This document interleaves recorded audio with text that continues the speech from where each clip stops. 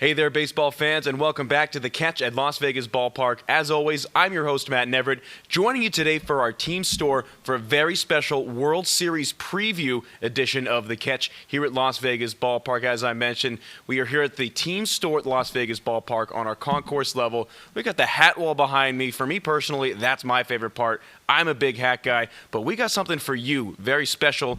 The team store open from Wednesday through Saturday, 11 to 4, and you can get 40% off of pet gear, Aviators pet gear. That's right, for your dog, your cat. You want to get it for your fish, for whatever pet you want. It's with the promo code THECATCH at aviators.milbstore.com. Once again, 40% off promo code. It's THECATCH at aviators.milbstore.com for all of your pet gear. Aviators pet gear, 40% off with the promo code THECATCH. As I mentioned, special World Series preview edition with the one seeds in the American and National Leagues doing battle. It's the Dodgers against the Rays. We'll tell you how they both won their championship series, and we'll break down what is going to be a clash of the Titans in the World Series. Don't go anywhere. This is The Catch. Don't you go anywhere.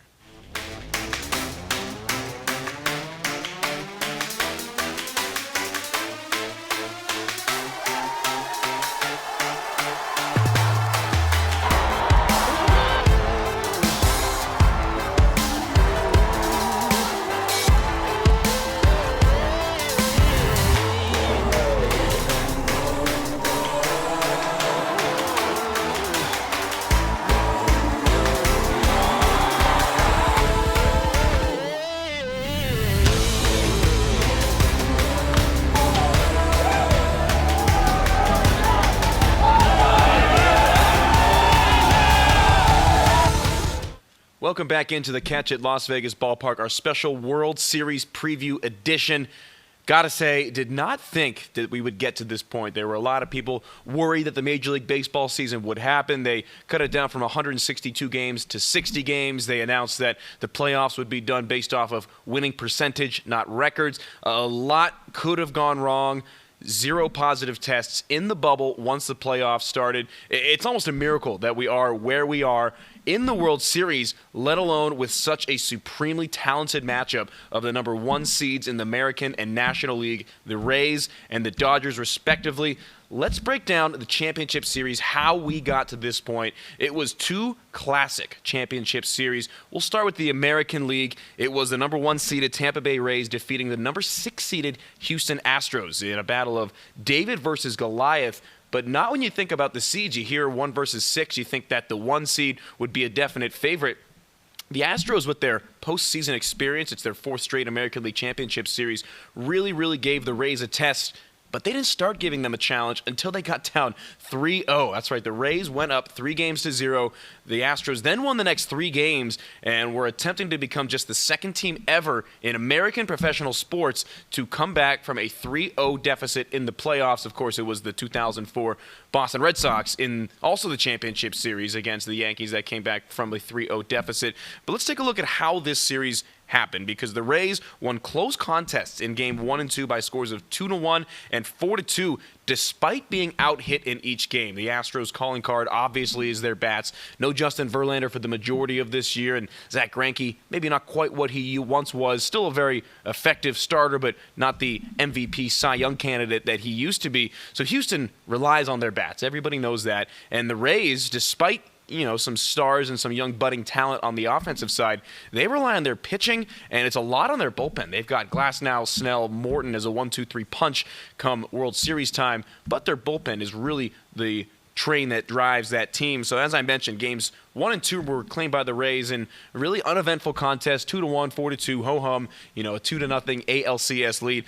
And then game 3, the Rays jumped out to a 3-0 lead in the series with a 5-3 win, including multi-hit efforts from Randy Arozarena, more on him in a moment, and Joey Wendell. 4 shutout frames to close the game out for the bullpen in game 3.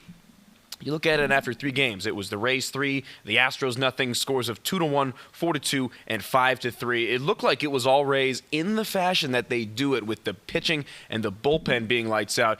Game 4 is when Houston started to turn things around. They won games 4 and 5, meanwhile, by scores of 4-3 in each game, nearly identical line scores. They scored 4 runs in each game on 10 hits. The only difference in the line score was the Rays in a losing effort, but it was Carlos Correa in game 4, Game 5, providing the excitement with a walk-off solo home run off of Rays reliever Nick Anderson in the bottom of the ninth. That game was tied at 3-3 going into the bottom of that last inning, and Correa, a monster moonshot to center field to get the Astros within a game in the series. At that point, it was 3-2, and after a dominant 7-4 win in Game 6 that featured the Astros going wire to wire from start to finish as the winner, Game 7 featured 36-year-old Charlie Morton, a.k.a. Ground Chuck for all you Pirates fans that remember him in the old two-seam days.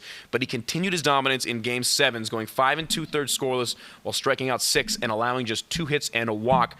Charlie Morton, the only baseball player ever in the history of the game with not 2, but 3 wins in Game 7s. Again, Charlie Morton, 3-0 in Game 7s all time in the playoffs, only pitcher ever with that mark. Game 7 was the 4-2 win for the Rays, and once again, it was the bullpen lights out at the end. Randy Arozarena and Mike Zunino provided all of the offense. It was Mike Zunino with a 2-run home run and a sacrifice fly. Randy Arozarena, another one of his 4 home runs in the American League Championship Series. And Game 7 was a classic, another classic in the National League, but more on that in a moment. Your American League Championship Series MVP, an unlikely name, Randy Arozarena, a former top prospect of the Cardinals, picked up more or less off the scrap heap by the Rays 2 years ago, which is something that they do especially well. Their scouting and their analytics department are far and away the best in the game as of this second. Randy Arozarena, case in point, he was your American League Championship Series MVP. He finished the series with just 8 hits and 28 tries. 4 of those were long balls, 2 of those were doubles.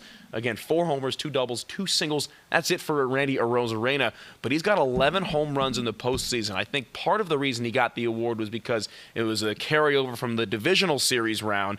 Arozarena with 11 home runs, which if you remember the 0-4 postseason for Albert Pujols, which a lot of people consider one of the greatest postseasons ever, he only had 10 home runs and 15 RBIs. Randy Arozarena right now, 11 and 16 respectively. That's in the playoffs combined. And now taking a look at the National League, that 1-6 matchup with the Rays and the Astros in the American League, kind of a unique, quirky matchup.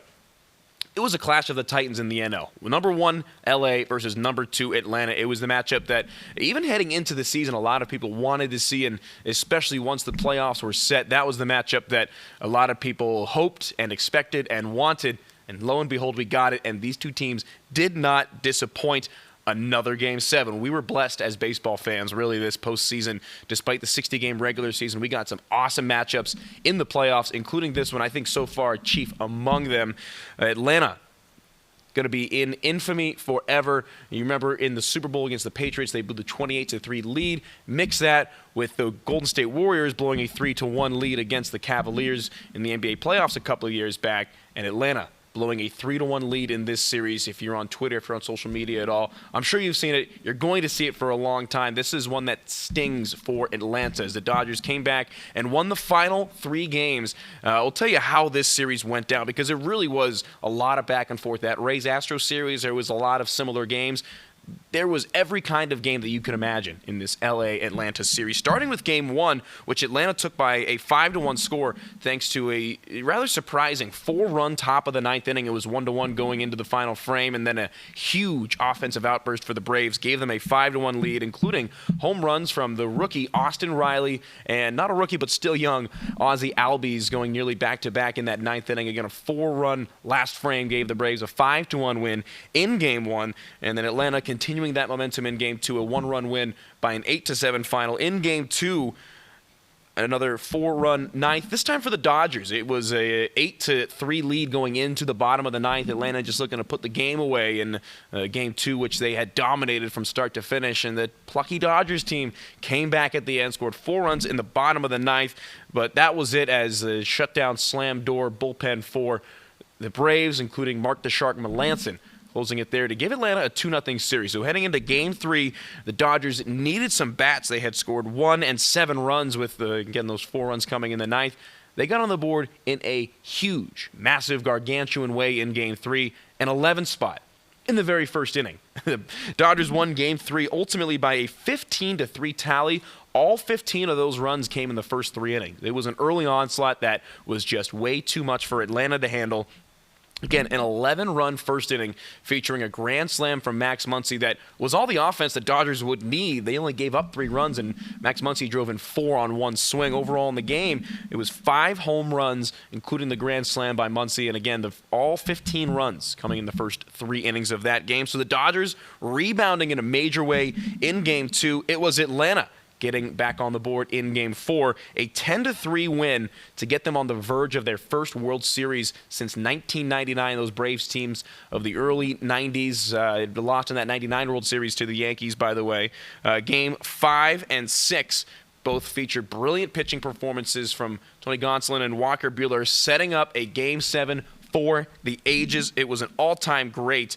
The Dodgers came out on top by a 4-3 tally. They had their backs against the wall in the series and in this game. They entered the bottom of the 6th inning trailing by a 3-2 score, and then all of a sudden, couple of home runs, and they're leading, and their bullpen held on. The Braves were up 2-0 in that game after 2 innings. Marcell Ozuna with an RBI single and a Dansby Swanson solo home run put the Bravos on the board with the score at 3-2 in the bottom of the 6th. Kike Hernandez out of Puerto Rico came in as a pinch hitter for Jock Peterson, knocked a pinch hit solo home run off of Braves reliever A.J. Minter to tie the game, and in the very next frame, coming out of the stretch break in the bottom of the 7th, who else but the 2019 National League MVP, Cody Bellinger, blasted one of the most clutch home runs in Major League playoff history, a moonshot to right field. He knew it the second it left his bat, and the solo shot would give the Dodgers a 4-3 lead, one that they would ultimately hold on to, thanks in part to the postseason heroics. It was a heroic effort, and there's no other way to put it, from the Mexican left-hander Julio Urias, who was a highly regarded prospect, got to the big leagues when he was just 19 years old. He feels like a grizzled veteran. He's just 23 years old. He's having a postseason for the ages. He tossed the final 3 innings of that deciding Game 7 perfect. 3 perfect frames. Didn't walk a batter, didn't strike out a batter, but he did it his own way. Julio Urias got the win in that game. He finished the series 2-0. I think he could have had a case for the National League Championship Series MVP. Ultimately, it did go to Corey Seager, which I do think he is deserving as well. If you're going to give it to a batter in that series, it's got to be Corey Seager. He batted .333 with 5 home runs and 11 RBIs in that one series alone. Corey Seager, who had 2 home runs, by the way, in that 15-3 game, your National League Championship Series MVP, although Julio Urias, sneaky good postseason. He is having an all-time run. Again, 2-0 in the series, tossed the final 3 innings perfect in that deciding Game 7 and got the victory. Overall in the playoffs, listen to this, Julio Urias, a perfect 4-0 in 16 innings tossed, all out of the bullpen, a 0.56 ERA. That is microscopic. A 16-3 strikeout to walk ratio, opponents batting just 125 off of Julio Urias. I would not be surprised to see him used in, I would say, the majority of the World Series games coming up against the Rays. And just taking it into perspective, what the Dodgers were able to do, the 1 seed that was behind to a really strong, really young, and extremely talented Atlanta Braves team, the Dodgers. They were down 2-0. They were down 3-1. They won 3 straight elimination games. They trailed in Game 7 after 5 innings, and they went on to win their 3rd pennant of the last 4 years in the National League. I think the playoff experience of the team speaks to that. We'll take you through the World Series. We got the Rays, we got the Dodgers, 1 seeds. We'll give you who I think will win and why, and we'll have you involved in the show when we return. This is The Catch.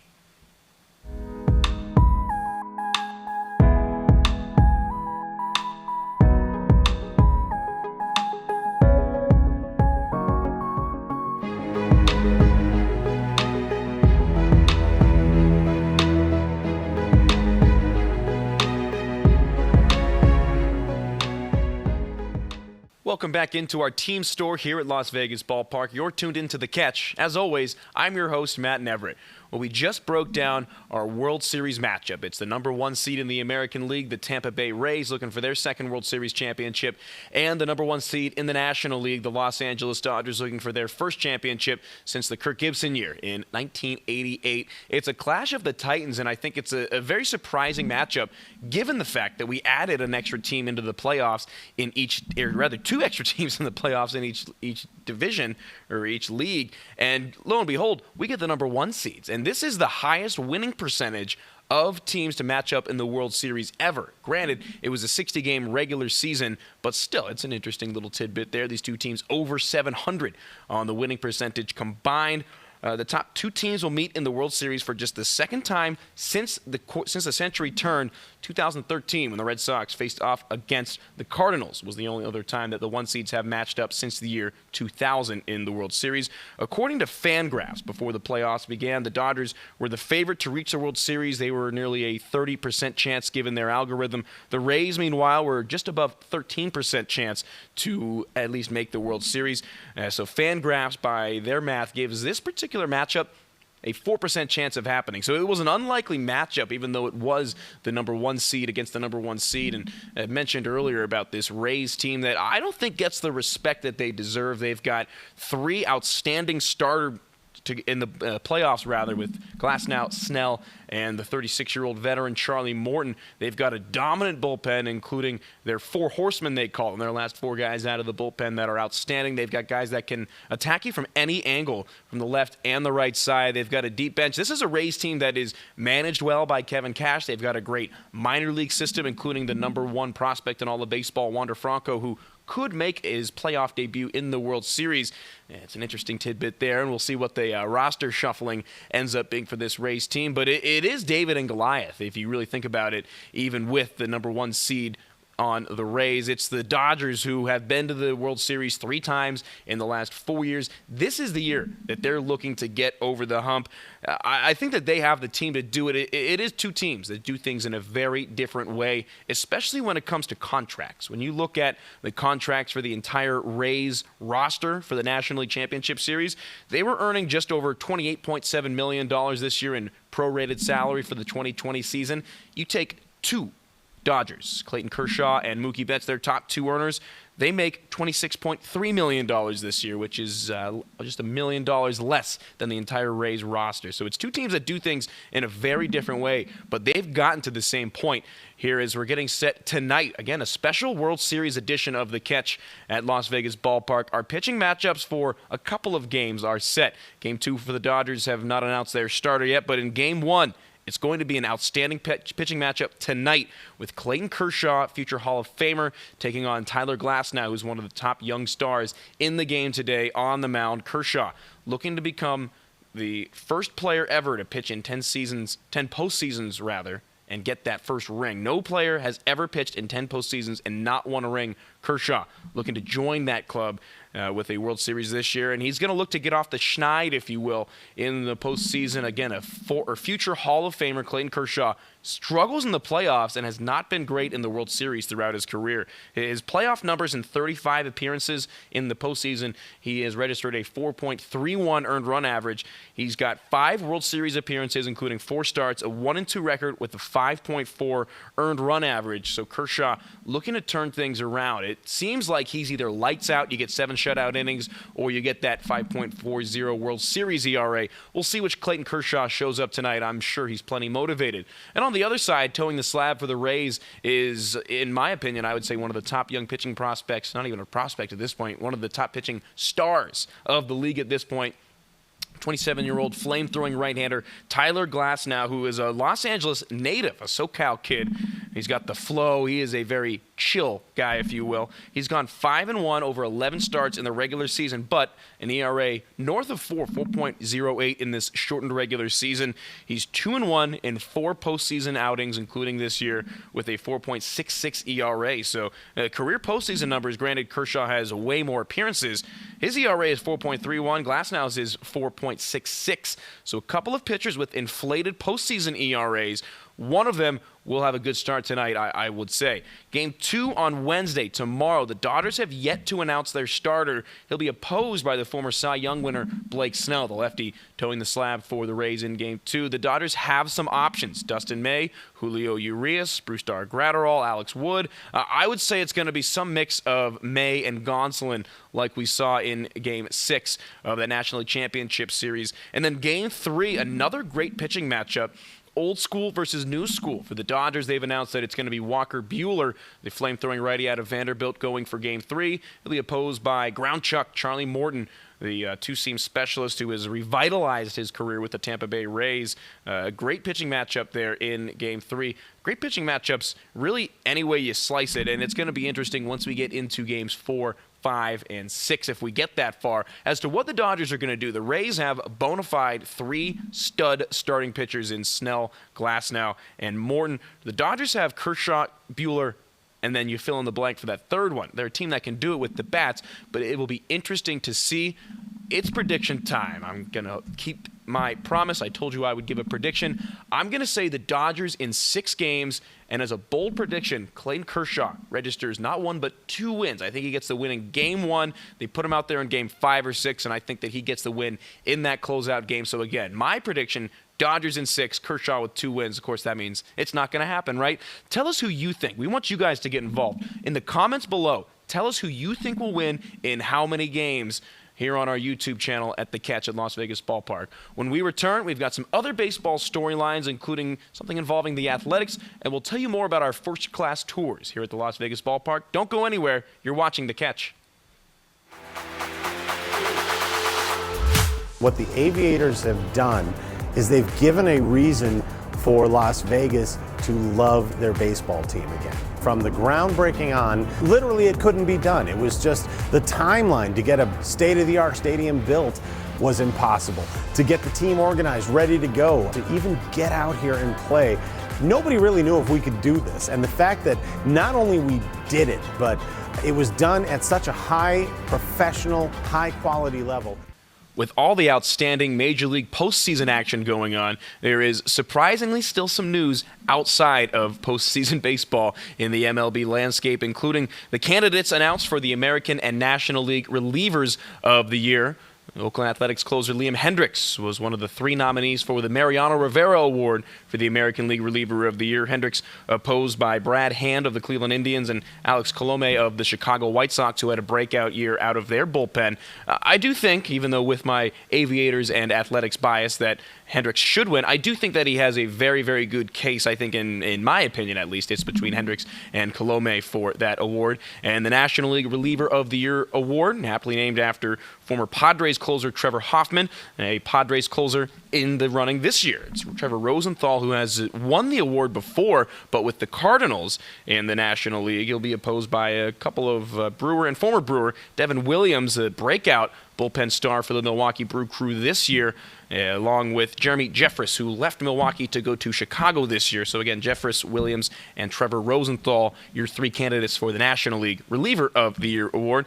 And also the Major League Baseball Players Association announced the other day that they are going to be giving away a new award after every season. It's the Curt Flood Award. For those of you that don't know who Curt Flood is, he was the first free agent in baseball. He revolutionized and pioneered free agency, not only in baseball, but the way that we see free agency in sports today. So Kevin Durant has Curt Flood to thank, but Flood did a great thing for the players and was a real advocate, not only for the players in the union, but after their career and whenever else. Curt Flood was a real inspiration to a lot of baseball fans, but also players. It's not often that those two are one and the same. So the Curt Flood Award will be part of the annual Players' Choice Awards, and in the statement released by the Players Association, the award will be given to a former player, living or deceased, who, in the image of Curt Flood, demonstrated a selfless, long-time devotion to the Players Association and the advancement of players' rights. So it'll be interesting to see who gets that award year 1 once our World Series wraps up.